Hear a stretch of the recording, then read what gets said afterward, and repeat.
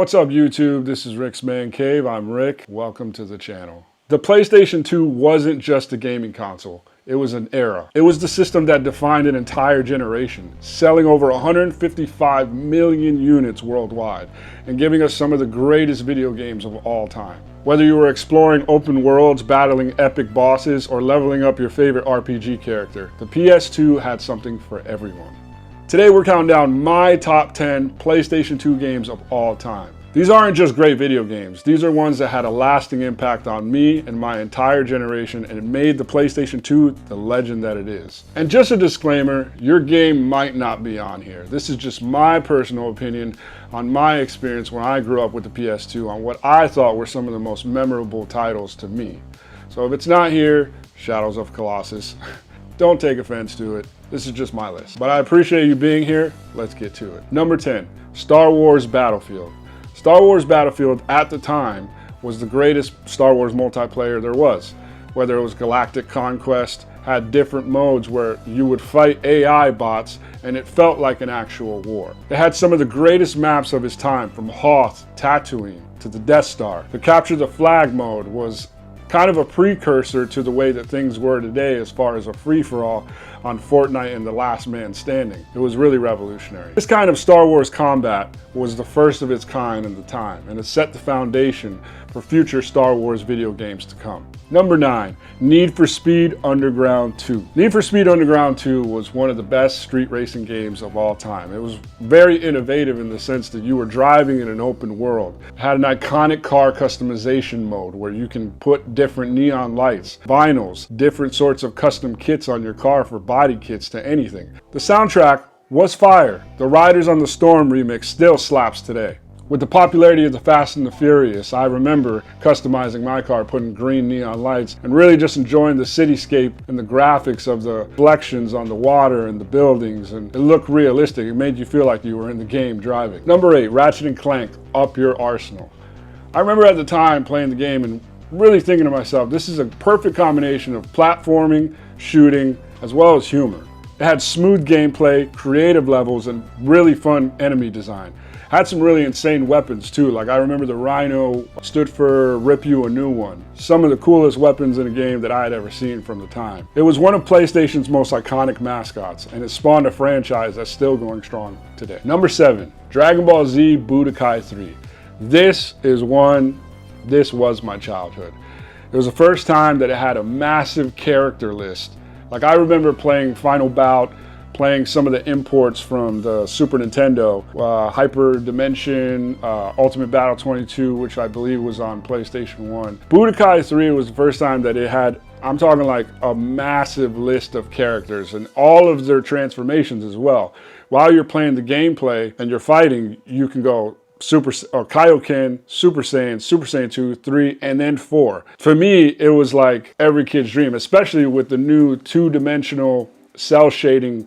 The animation style that they had made on the game made it look like you were actually in the anime. The combat was fast, fluid, and it was actually skill-based. You had to actually be really good at the way you played your character. And there was, as opposed to just smashing buttons, you had to have like an actual strategy to fight. They also had this was one of the first times in a Dragon Ball Z game where you can explore the open world with the Dragon Universe mode. For me, it's no question Dragon Ball Z Budokai 3. I know they had Tenkaichi 3 and other games, but at the time, with all the Dragon Ball Z games that had come before it, when that came out, because Budokai 2 was also a really good title as well, but really just having all those characters at your disposal, couldn't beat it. So for me, that was number 7. Number 6, Resident Evil 4. Some of the craziest, horrifying characters came out of this game.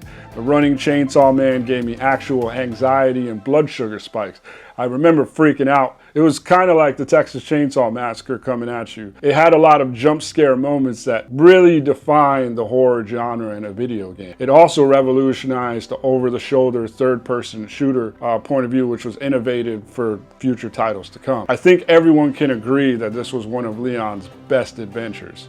A lot of the enemies and villains were nightmare fuel. As you were trying to find your way through this abandoned Spanish town, things were popping out at you. Resident Evil 2 and the games before were also revolutionary, but for the PlayStation 2, Resident Evil 4, I think most would agree that it was the most iconic on the system. Number 5, Metal Gear Solid 3, Snake Eater. I think most would agree that this has to be on the top 10 list. It was the first time that they really introduced survival mechanics. So hunting, healing, camouflage, those kind of mechanics made it feel like you were actually in a stealth environment and you were a secret agent having to maneuver around enemies and, you know, with silence and having to use your camouflage not to be seen. It was pretty awesome. The theme song is still epic, and it was one of the greatest stories ever told. The final boss fight, not to spoil anything, was one of the most emotional boss fights I've ever been a part of. It's one of the greatest games of all time. If you don't agree, sorry, but that's my number 5. Number 4, Kingdom Hearts. I have to add this one because it was really the first time that we had ever seen Squaresoft, a company like Squaresoft, which was responsible for the Final Fantasy series, and the most random crossover with Disney. They added all their characters and added Final Fantasy characters into one emotional, compelling story of a character named Sora going on his adventure with Donald and Goofy. It was kind of like a dream come true, being able to explore Disney worlds, knowing all the characters since I was a kid. Hack and slash gameplay was something that felt immersive, and it wasn't an RPG turn-based experience. For me, I personally liked Streets of Rage, where it was a beat 'em up. I liked certain games that had a lot of action to it. And the story, the soundtrack, simple and clean. I still bump it today. Shout out the artist who made Simple and Clean, Hitada. I butchered that. Simple and Clean by Hikaru Utada. I really appreciate you making that song. It was one of the most memorable songs of my childhood. Kingdom Hearts, number 4, for sure. Number 3, Final Fantasy X. I really don't have to say much about this, but it was a very deep, immersive story of Tidus. Shout out Blitzball, I always wanted to play my whole life. It was kind of revolutionary in its time in the sense that a lot of the cutscenes were some of the most realistic at the time. It looked like actual humans. PlayStation 2 had used their new EE chip, which had a lot better mechanics in terms of showing reflections and facial expressions and things like that. The turn-based combat was something that we had seen in Final Fantasy before, but leveling up your characters throughout the game was just, they took it up a notch. It was also one of the most emotional stories. The game's ending still makes grown men cry today. It holds up today. If you haven't played it, which most who are probably watching this have, but if you hadn't, you need to revisit it and go play it, and you'll see why this is definitely number 3. Number 2, God of War. Talk about brutal combat, especially for guys like me who I grew up and really enjoyed when Mortal Kombat first came out and had all their fatality finishes, kind of the blood and guts and violence and all that stuff. God of War was the first video game where it felt like fighting mechanics, puzzles, and everything were just really clean together. Created an iconic character, Kratos, who was God of War, fighting against all of these Greek mythological gods and fighting his way up the chain and up the ranks. And whenever he would fight, they had finishing moves where he would grab his swords, pull jaws apart. It was just something that was really awesome that I'd never seen before, and the gameplay mechanics made it something memorable. Yeah, brutal combat, cinematic storytelling, and insane boss fights. One of the best games of all time in my opinion. I still play it today on one of my retro handhelds, on my Odin 2. Still playing through it right now. One of the best games of all time. Before I go to the number 1, I'm going to say some honorable mentions. I'm going to add Shadows of Colossus in there. I've never played it, but I know I'm already going to get a lot of people to say it should be in there, so I'm going to put it honorable mention. This list was really just kind of like my list and quick little points on why I thought they were awesome. I know Sly Cooper was another one, Jak and Daxter was another one that a lot of people would probably say should be in the top 10. I never played them. You know what I mean? PlayStation 2 had so many titles. It was revolutionary at the time when I got Grand Theft Auto 3. That was like the craziest thing in the world to me, to be able to go. I mean, everyone knows why Grand Theft Auto was crazy. Grand Theft Auto 3 was the first time you were in an open world killing and doing all that. But there's a lot of titles on this system that should have been in there.